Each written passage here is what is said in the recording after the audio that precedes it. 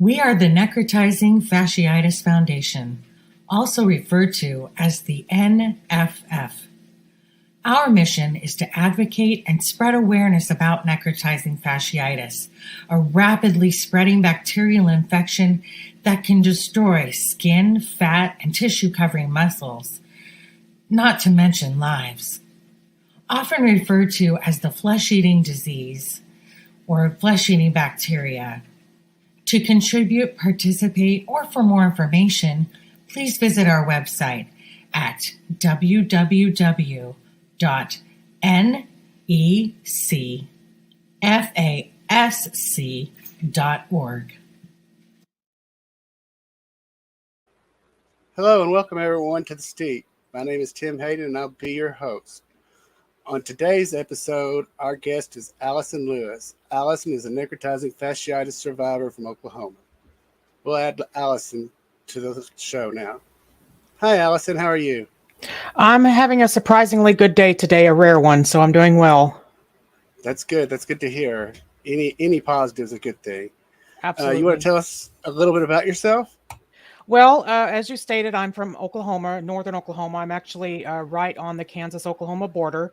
So I grew up just 10 minutes away in a little town called Arkansas City, Kansas.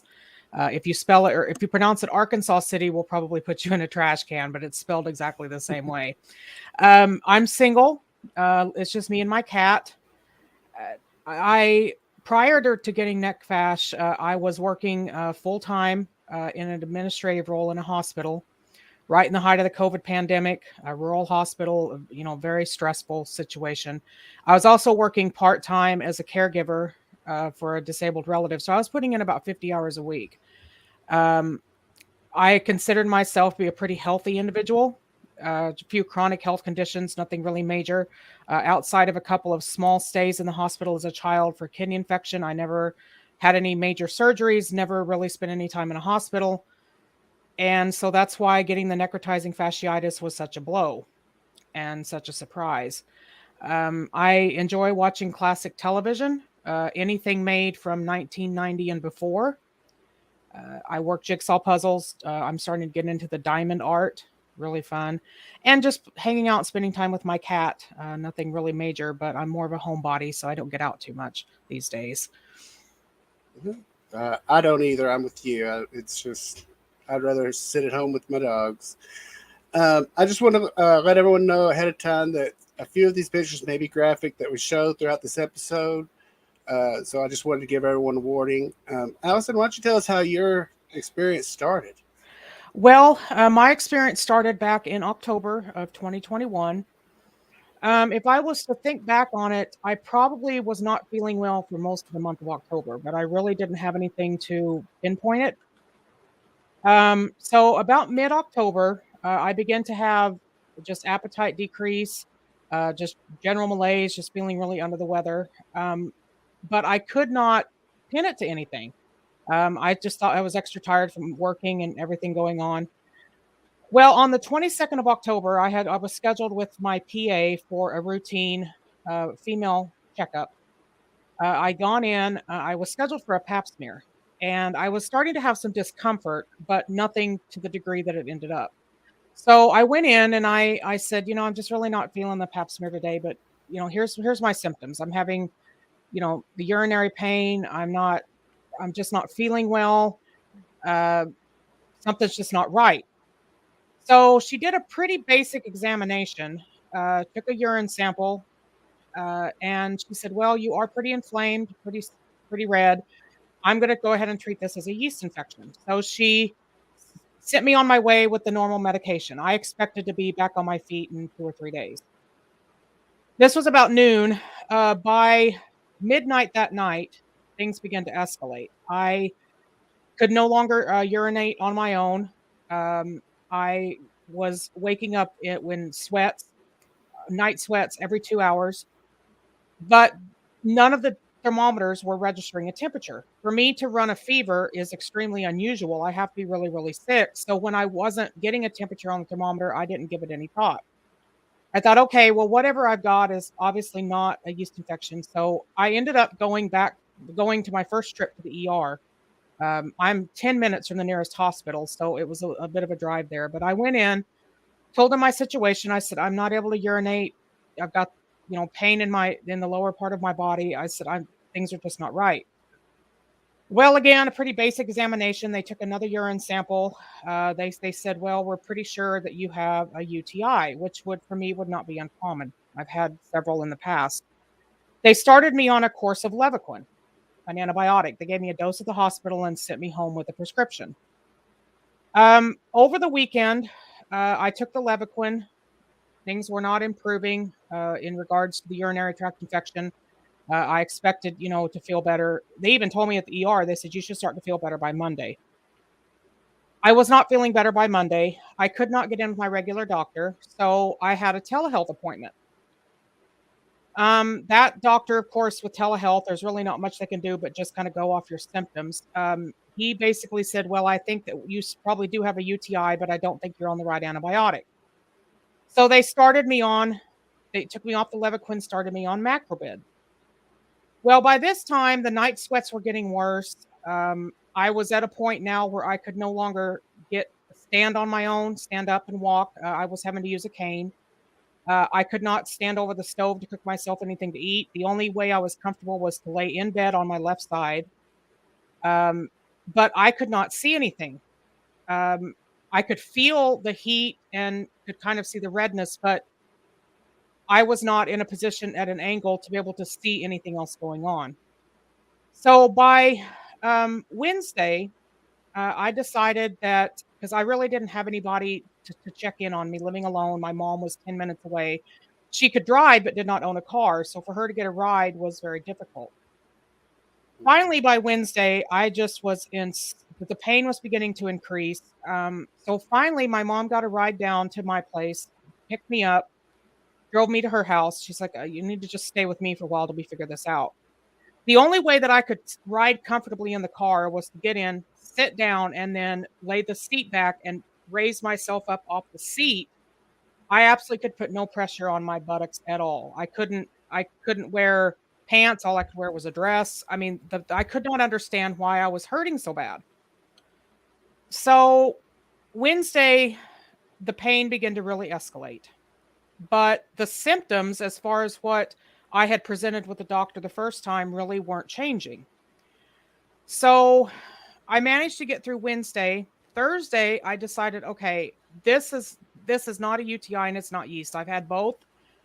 The symptoms I'm having, the pain, this isn't right. So I decide I'm going to go to urgent care, see another doctor. I go in. I had cellulitis twice before in other areas that I kind of knew the redness and the burning and the heat was generally a cellulitis issue. So I go into urgent care, give him the symptoms, everything I'd been through in the last 4 or 5 days. He says, I'm not sure this is cellulitis. I still believe this is a yeast, but he says, I'm going to treat this with a topical cream.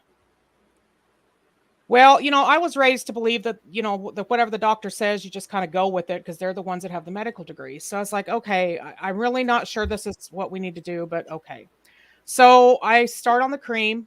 I managed to make it through Thursday, Friday, and I'm just getting worse. The pain is escalating to a point where now I cannot sit down at all. I can only lay in the one position. I can't walk. I could do absolutely nothing for myself. I couldn't feed my cat. I couldn't do the cat litter box. I couldn't clean my house. I was completely immobilized to the bed.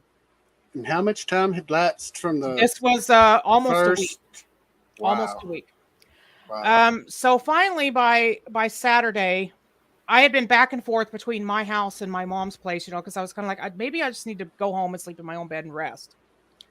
Well, by Saturday, things were really, really bad. I mean, it really took a turn for the worse on Saturday. I got up, managed to take a shower, which was extremely difficult because I couldn't stand. I put the cream on like they had told me to do. And I had it was like as soon as that cream hit my body, I felt like somebody had lit a match to my skin. It was the most awful burning sensation I'd ever experienced in my life. So I called. Urgent care was open on Saturday. I called and I said, look, something is wrong. I said that there's nothing you guys have done in the last week has improved anything. And so they said the PA actually was the one that I'd seen on Thursday was on duty. He says, okay, you go ahead and come on in. We're going to do some more testing. So I managed to get, my mom comes and gets me and we go in. I barely was able to provide a urine sample. I mean, I literally had 0 urine output and I was drinking tons and tons of water. Well, still no fever was registering. And I had my temperature taken every time I walked in the doctor's office because of COVID. That was the policy. I go in, he does an examination on my buttocks area. He says, we're going to take some skin scrapings. We're going to, do some other stuff. He says, but it's going to be Monday before we're going to know the results. So he says, I now believe that we'd gone from a yeast to a UTI, back to yeast. And now he says, well, now I think this is a soft tissue cellulitis. Okay, well, whatever. So he gives me yet another round of antibiotics to take over the weekend. He says, well, we'll call you Monday as soon as we know the results. We'll go from there. Saturday night into Sunday, again, waking up every 2 hours. I'm in a complete sweat. I can't eat anything. I'm not really vomiting, but I can't hold anything down. My stomach is just, everything is horrible. I'm just going to come out and say it. Even bowel movements were difficult. I had absolutely no sensation. It was very numb in that entire area. So I had no sensation when I needed to use the restroom. Sunday, I was at a point, the pain was beyond anything I had ever experienced. I've never had children, so I didn't have it leaving childbirth to compare it to. But it was a very unusual pain. So Saturday afternoon, I had managed to get comfortable enough that I could actually sit up on the couch. I was at my mom's place again on Sunday. This was Halloween, the 31st. So we'd gone now 7, 8, 9 days without any improvement. On Sunday, I managed to be able to sit up on the couch just long enough to kind of get my head together. And there began to be this odor. There was a smell that I can't even describe coming out of my body. Well, I get up. My mom was going to take me home. I said, you know what? I need to look after my cat. My cat had been by herself for 4 days. I said, I just need to go home. So I would say about 5 o'clock, we head back to my house, and I get up off the couch to have my mom help me out to the car. And there's this liquid on the sheet that I was sitting on. Well, my mom had major surgery in 2014 and had lost a kidney. And so she had gotten C. diff 4 times from all the antibiotics. So she knew kind of what it was. She says, I'm wondering with all the antibiotics you've been on, she says, this smells a lot like it might be C. diff. She says, I really think we need to go back to the doctor. Well, I was one that was extremely doctor phobic. I avoided the doctor at all costs. And I said, you know what? I want to go home. I said, I'm just over it. I just want to lay down. So we get back to my house and I'm in a really bad mood this whole time. I mean, it's like my whole mental state, even though I didn't realize it, my mental state was changing. It's in a really, really bad mood. Well, my mom was prepared to get one of my neighbors to drive her home. She says, I just had this feeling not to leave you. I didn't know why. I just knew I couldn't leave you. Finally, I said, you know what, Mom? I said, I need some relief from this pain. I had a very low pain tolerance, so it was really starting to get to me. So she's like, okay, we're going to try this one more time. If they can't find it at our local hospital, I'm going to take you somewhere else. So I go back to the hospital, the ER. Again, no fever. When I had taken at the registry, no fever. I go back into the triage room. I told the triage nurse everything I'd been through in the last 9-10 days, all the antibiotics. And my words to her were, all I want is relief from the pain, even if you have to admit me. She kind of half chuckled because they were right at the height of COVID and the hospital was pretty full. She says, well, I have to be honest. She says, I don't know if we can find a bed. We might be able to find you something in St. Joseph, Missouri. She's kind of half kidding. So anyway, she leaves, and I said, I cannot stand up or sit down in this room. You're going to have to get me somewhere and lay me down. That's the only way I'm comfortable. So pretty soon she comes back. She gets me back into her room. I begin to disrobe. The charge nurse takes one look at my right buttocks and she says, "You have necrotizing tissue. You're going to the OR for a debridement." I couldn't see anything. I had absolutely no idea what was going on. That's after the surgery, so it'd be the one right before that. Yeah, right there. That is what I looked like upon admission.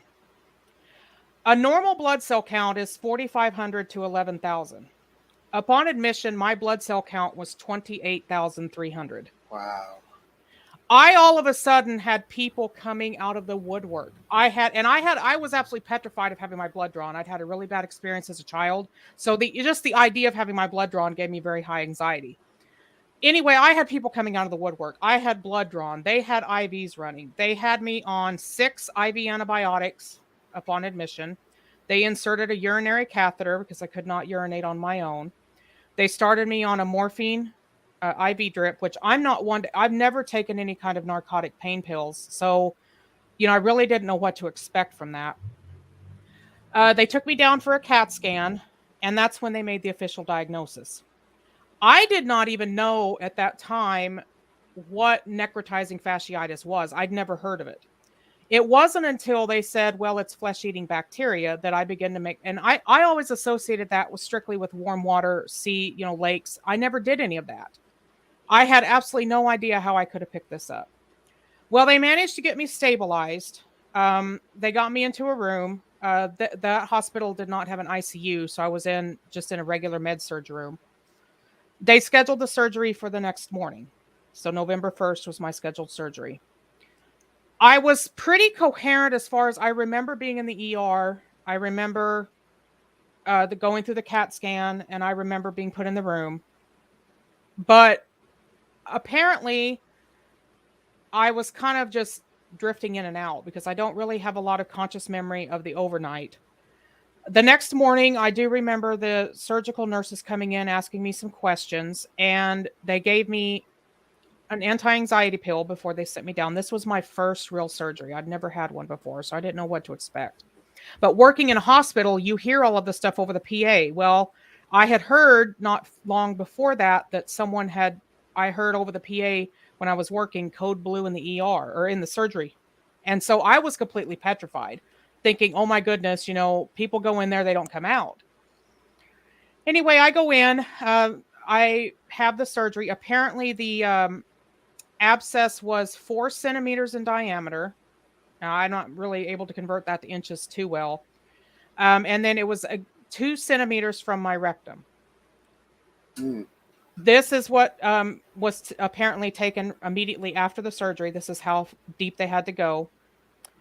I had the surgery. I think it was about 2 hours is what I've been told that I was in surgery. I found out later after the surgeon came out and visited with my mother, he was very firm and he said, this should have been caught 5 days ago, which was about the time that I began going through the course of treatment for everything else. So they got me back to my room. And then my mom had come up to see me later that afternoon, and the doctor was looking at my chart. She met him at the nurse's station, was looking at my blood work, and she asked him, she said, did it get into the blood? He said, we just, and emphasized just, missed it. I was less than 24 hours from being completely septic and probably going into organ failure at the time that it was caught. Wow. So I got in the room. The surgery went really well. I mean, the vitals and everything were fine. I spent 5 days in the hospital. I was on a wound vac. After the surgery, though, my pain almost was completely gone. I had the first night after the surgery, they apparently gave me a narcotic pain pill. I'm not positive of that, but I have obstructive sleep apnea. So it's anything like that puts you to sleep, puts you really deep under. Apparently I was so far under, I pulled my PICC line out overnight. Well, that ended up not being a really big deal. It didn't be as bad as they had expected it to be. I finally told them the next day when I found out this, I said, I don't want any more narcotic pain pills. I said, you give me Tylenol. From that point forward, all I ever used was Tylenol. During all of the wound dressing changes, I never had anything stronger than a Tylenol. It really was great because considering my pain tolerance, you would thought I would have needed something stronger, but I was just so grateful at that point to have survived it that I was willing to, deal with a little bit of discomfort in the wound dressing changes. I was discharged from the hospital on November 5th. I was sent home to home health. The the bad part was that my home health, though, was not scheduled to start until Monday. So I went an entire weekend with no instructions on how to disconnect the wound vac so I could shower. Using the restroom was very difficult because of it was so close to my rectum. Everything you did soiled the dressings. So I managed to make it through the weekend. It was a tough weekend. My home health started on Monday. They were coming out 3 times a week to change the wound vac. The problems, though, however, was due to the fact that my insurance would not allow them to come out outside of that 3 times a week. If the dressing got soiled or anything like that in the interim, I didn't have any way to have it changed. I would either have to go into the ER or I would have to manage the best I could with it dirty until home health came out again. So I didn't do real well by myself at home. Well, that was pretty obvious within the first few days. So by Monday, my mom had a neighbor actually who was a retired nurse and had some experience with the wound vac. And she says, well, I've got an extra bed. Why doesn't she just come over here? She can stay here. She lived right next door to my mom. I was close. My mom could kind of keep an eye on me. So I elected to go ahead and go stay with her for a little bit. So the wound care was still coming in 3 times a week.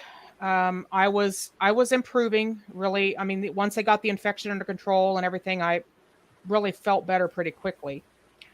Outside of the just the discomfort from the wound dressing changes and having to relearn how to shower and stay clean between wound dressing changes, I didn't have a whole lot of complications early on. I was off of the wound vac by Thanksgiving.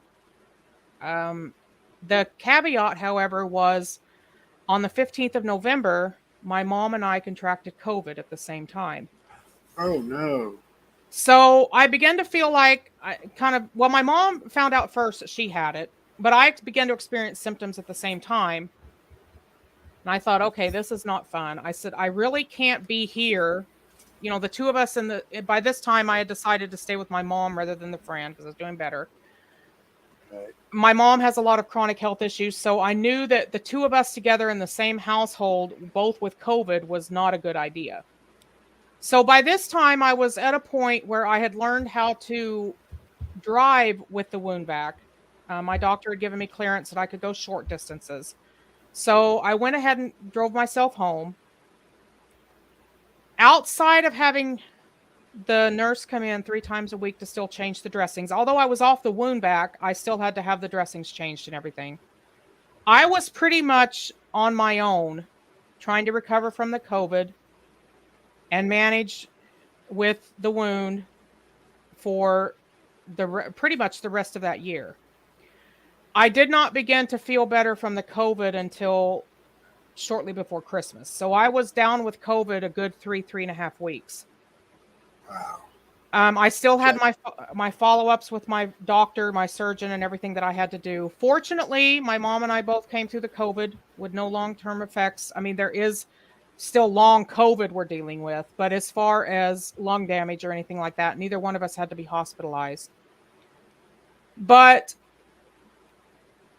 I was fortunate in the fact that I only had to have one surgery. They got it all the first time. I did not have to have any future. I did not have to have a skin graft. It did heal very well. So this is where we're at as of about 30 days ago. It healed very well. Yes, it did. It healed very well. There was some talk as it began to progress that a skin graft was not out of the question, but they kind of wanted to see how it would do on its own. I mean, I was still relatively young and reasonably healthy, so they were hoping I wouldn't have to have one. I didn't end up needing to. I was officially discharged from wound care on January 3rd. It had closed up enough that we were down to basically like a large Band-Aid. They said you're going to need to keep it covered until it's completely sealed, but for the most part, you don't need to come back to wound care. Fortunately, my mom could cover it for me because I couldn't see it. There was no way I could do it myself. A couple of weeks after I was officially discharged from wound care, I began to notice it was starting to bleed. I thought, well, this isn't cool. I had gotten a little bit overzealous in, with the toilet paper or sitting on the floor, anything like that. Well, the skin wasn't quite ready to stand on its own. I had reopened it. Well, not serious, but enough that it needed to be covered again. So I ended up having a setback, and I was back to having it bandaged pretty much every day because, when it would get soiled, you'd have to change it. So I was having to drive into my mom's place sometimes twice a day, pretty much every day, to have this bandage changed. But by March 1st, I was able to finally go unbandaged. I've been able to go unbandaged now since March.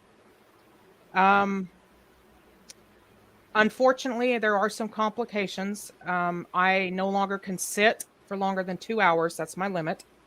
I have to get up and change positions for at least 15 minutes. We thought I was going to be able to return to work full time. I tried to. I made it less than 1 week because I had to sit at a desk and I could not do that. Unfortunately, my restrictions were just a point that they couldn't work with me. So I ended up having to leave full-time employment. The fatigue that the COVID left is debilitating. So I am now at a point where I have had to go part-time. And when I say part-time, I mean that pretty loosely.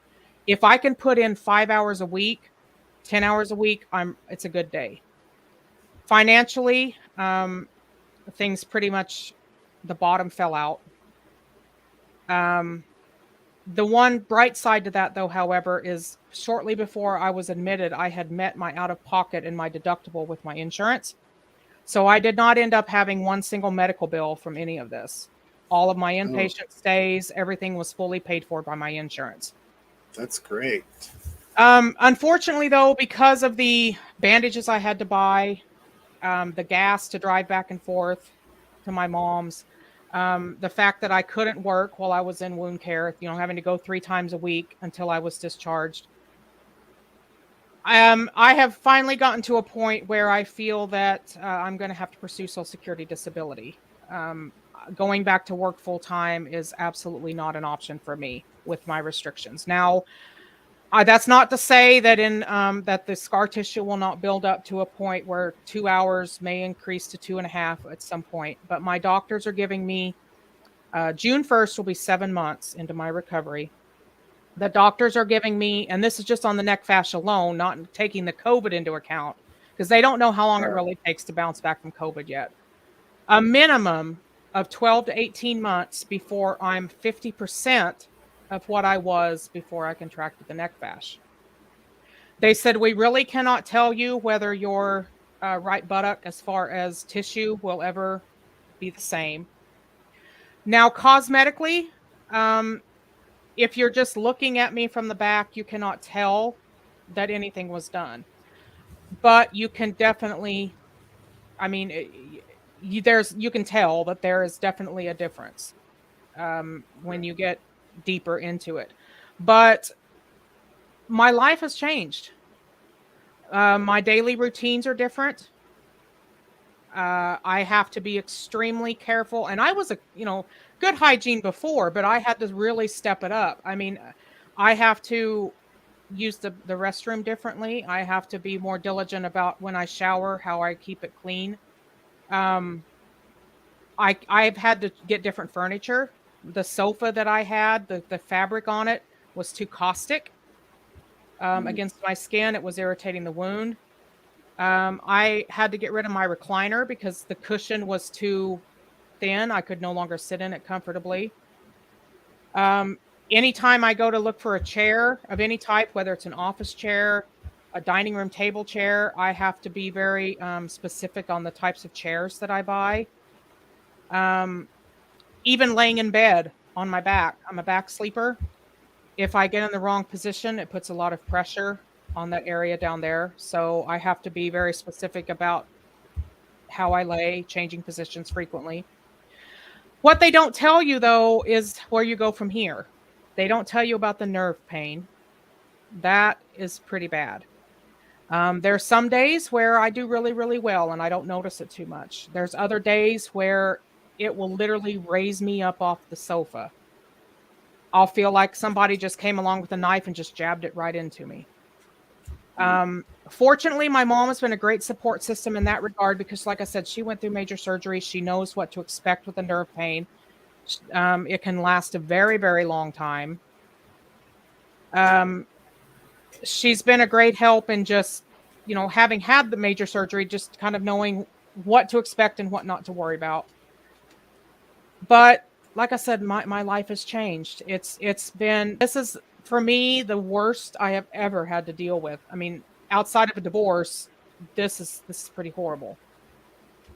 I went from a normal, healthy, reasonably healthy 50-hour-a-week working individual to losing everything that I had come to rely on in a 24-hour period. So how are you dealing with all of that psychologically and emotionally? It hasn't been easy, I will say. There's a lot of fear. I am absolutely petrified of getting this condition again. We never knew how I contracted it. The doctor, the surgeon could never find an entry point. I didn't have any that I could even see. I didn't have any visible tears in my skin, no bug bites, boils, anything that could be visibly seen that we could take it back to. There's a lot of guilt because I literally could do nothing for myself. I mean, things like simple as cleaning your house. I was completely bedridden from October 22nd until I got out of the hospital. So about 2.5 weeks, I was completely bedridden. I could do nothing. I lost 30 pounds in 1 month because everything I would eat, my stomach was so destroyed from all of the antibiotics. Because from the time I started trying to figure out what was wrong to the finally got it figured out and got me on the right antibiotic, I was on a total of about 15 antibiotics in a 2-week period. So my immune system was completely destroyed. My stomach, my chronic stomach issues got worse because my stomach was just torn up from all the antibiotics. Did you develop thrush or any other yeast infections from the antibiotics? Because they're very well known for that. Surprisingly, no. The only real issue that I had was from all of the adhesive and the tape and the fact that area is very moist anyway. My skin became very compromised. It was extremely dry. It was cracking. It was flaky. But once we got the tape off and I was able to go to just the bandage, that did clear up pretty quickly. So I didn't have anything like that. Once they narrowed the bacteria down and got me on the right antibiotic, I did not have to be on any more after I finished that course of antibiotics. So fortunately, that gave my stomach a chance to kind of bounce back, so to speak.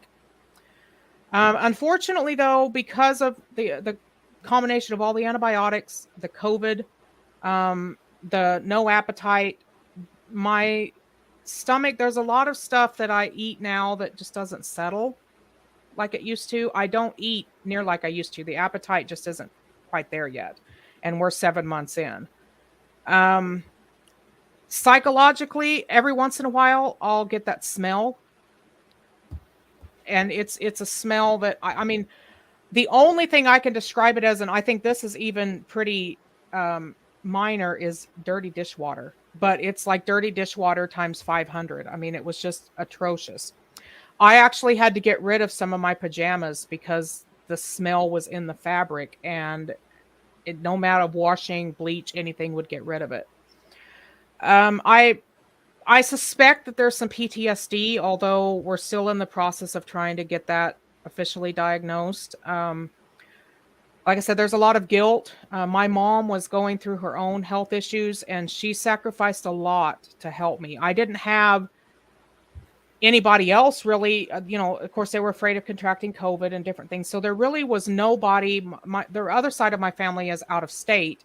So there was no way for anybody really to get to me. So I was pretty much on my own. I had to rely on my mother an awful lot.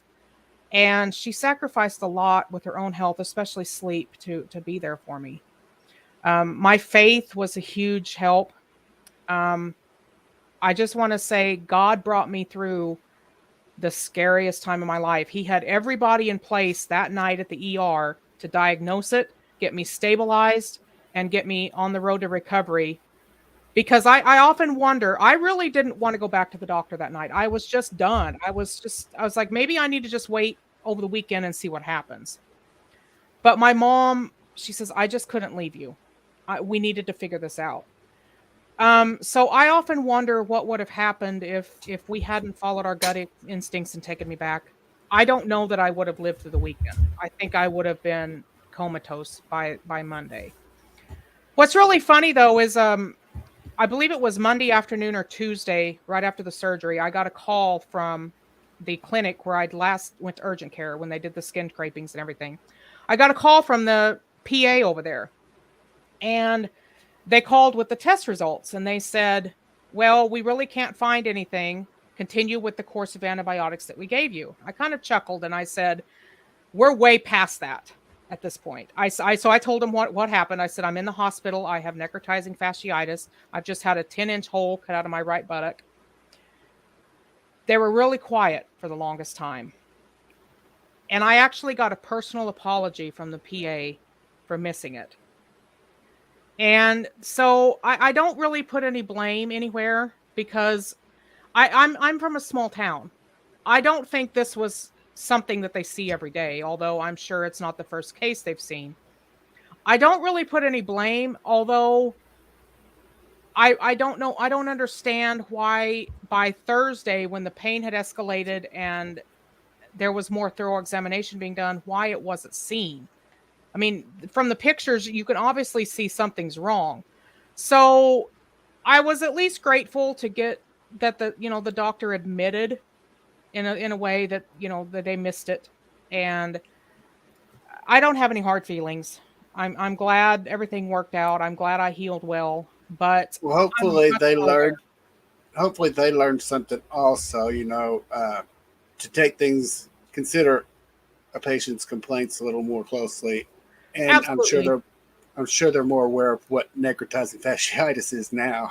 Well, and I'm not a real assertive type person. And so it was very hard for me to even describe what the pain was like because it was nothing to anything that I had ever experienced before. But as I've done my own research and gotten to learn more about the condition, I know now what to look for. I try not to let the possibility of getting it again control my life, but I also know that that possibility is always there. Once you've had it, you just wonder, can you get it again and how? I don't travel a lot. I took my first weekend trip since my recovery was kind of near the completion a couple weekends ago, but I won't travel without the bandages. And I'm always aware and making sure that there's a hospital nearby because, like I said, I can't see this wound. So if anything happens to it, I have to have the comfort to know that I can get help. Right. So, yeah, there's a lot of psychological things, but I think the hardest thing for me is knowing I cannot return to work full time. So I don't feel like I'm a productive member of society. The hardest part too is the fact that my state does not have any type of financial cash support system for people that are awaiting a disability decision. So I'm in that caveat where I can't work, but I still have I have a car payment to meet every month. I still have to pay my rent. So I have decisions. I mean, do I continue with what I'm trying to do and doing the best I can?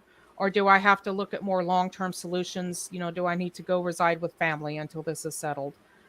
So there's a lot of things, my whole life has taken a complete 360 and I have to decide, okay, what's next for me with everything else.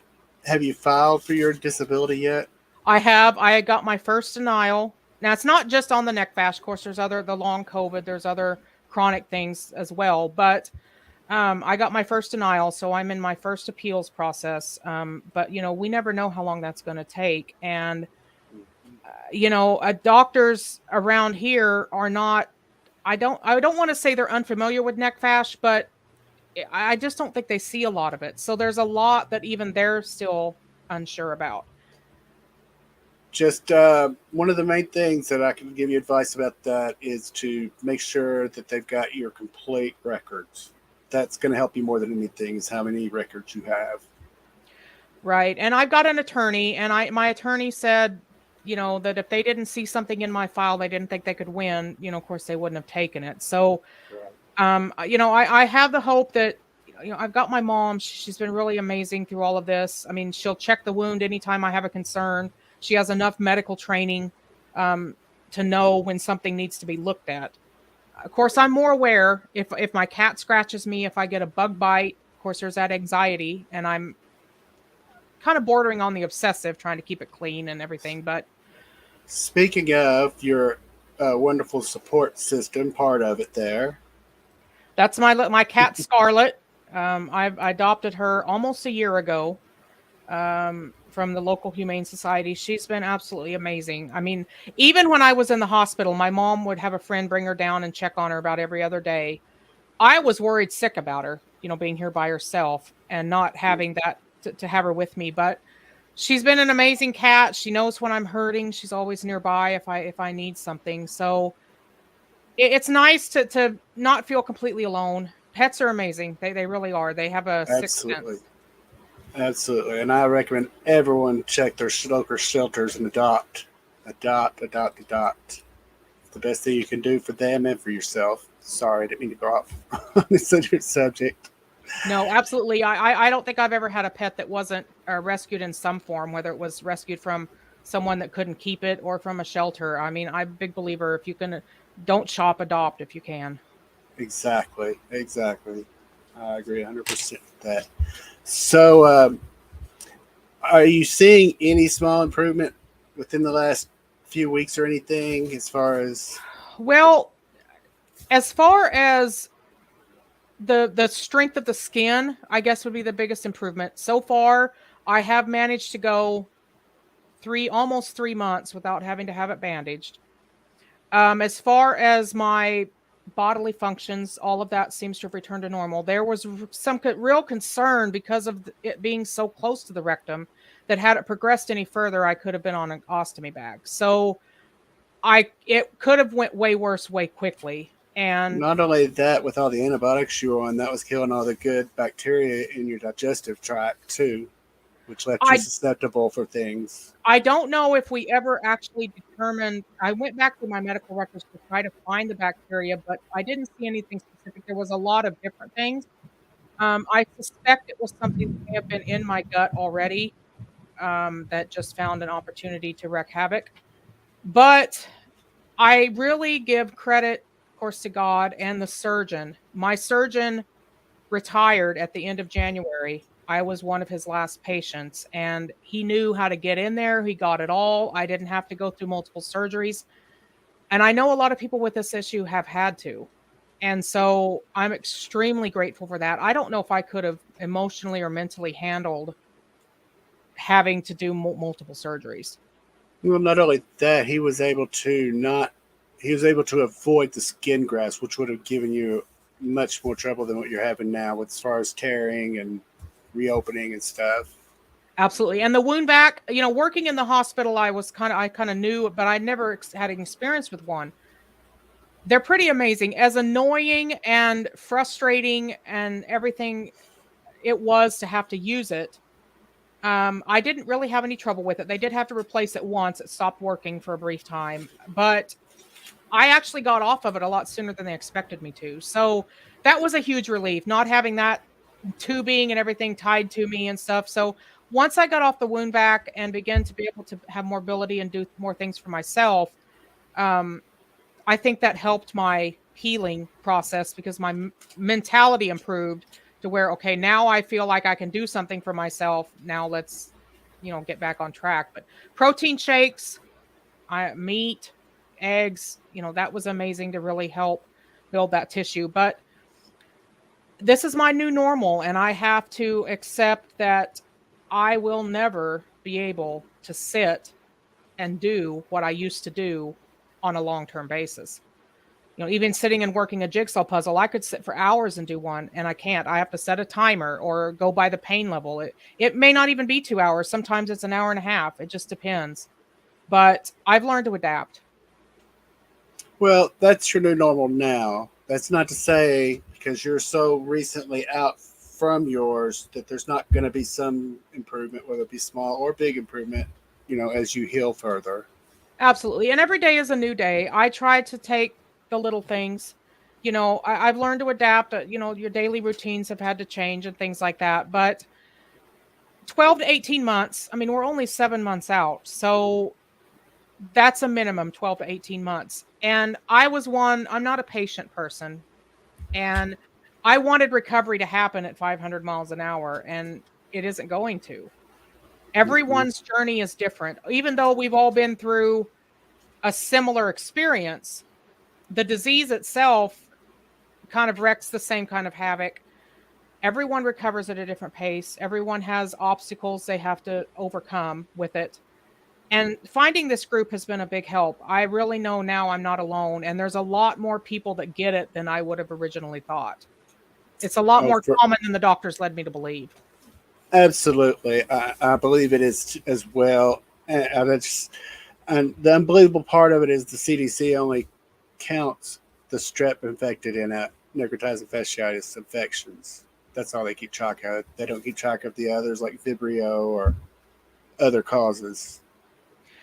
Right. But I mean, as far as you wouldn't think that something like this would affect your ability to, to shop for clothing. I have to be careful of fabrics and things like that. But because of the area that I had it in, it's more difficult than it might be if I'd had it on, my arm or something like that. But they said the one saving grace they think I had in the progression and the fact that I was able to survive was, of course, immediate medical treatment once they figured it out, and where it was located, because that area of the body, you have a lot more tissue to work with. So the tissue hadn't destroyed to the point that I was completely unsavable at that point. Right. So I just want to say you've made a wonderful progress. Very good progress. I mean, in the 7 months. I mean, I've seen some people who aren't doing quite as well at this point. So I appreciate you being here, Allyson, and telling your experience and all Absolutely. of this. And if I had any advice to give it to anybody that's, either recent or still in that recovery, just know your journey's not the same as someone else's. And listen to your body. If you don't, know when to set your boundaries. But don't let it consume you. I had to learn that the hard way. I've had it. I know there's always a chance you can get it again. Anybody can get anything. But I also know that it's a long recovery. It's a long road. The COVID didn't help me. And rely on your support system. If you don't be afraid to reach out and say, hey, I can't handle it. I need help. And everyone says be your own advocate. Now that we've had it, we know what to look for. If something doesn't feel right, insist on answers. Absolutely. 100%. You know what's normal for you. You know what pain is normal. You know what symptoms are normal. If it doesn't feel normal, then insist on, even if you have to go to another doctor. Not every doctors are great, but not every doctor looks at everything in the same way. So, just hang, that's all I can say is just hang in there. It gets a little better. Every day is a new day. And you have good days and you have bad days. But I try to focus on the good days, and the bad days take care of themselves. Absolutely, they do. So, and like you said, be your own advocate. Especially with necrotizing fasciitis, you're going to get told it's the flu, cellulitis, by a lot of doctors who's not familiar with it. So as you said, get a second opinion if you know And it took a something's not charge right. nurse to find mine. A doctor didn't find mine. It was a charge nurse. So, really, you got to give credit to the ones that work in the ER every single day, because sometimes it's the one you least expect will know what it is. After that, Nurses it's all a formality. nurses are angels. Nurses are angels for sure. Well, Allyson, I appreciate you being here and talking to us and Absolutely. advocating for us. For I think sure. you guys are doing a great job, and like I said, I hope that my story can help someone. And don't let it go as long as mine did. Like the surgeon said, it should have been caught 5 days earlier, and maybe I could have avoided that huge hole in my backside. But you never know. I'm glad to be where I'm at right now, and it can only go up from here. So I appreciate you having me on today. And we're glad you're here too, for Thank you sure. very much. You have a good afternoon, Allyson. If you want to hang out backstage, I'll be back there in just a few minutes. All right. I'd like to thank Allyson Lewis for being here today. Thank you for tuning into the show. Please remember to subscribe to our YouTube channel. I hope to see you next time for another episode of The Steep. Please remember to be kind and smile.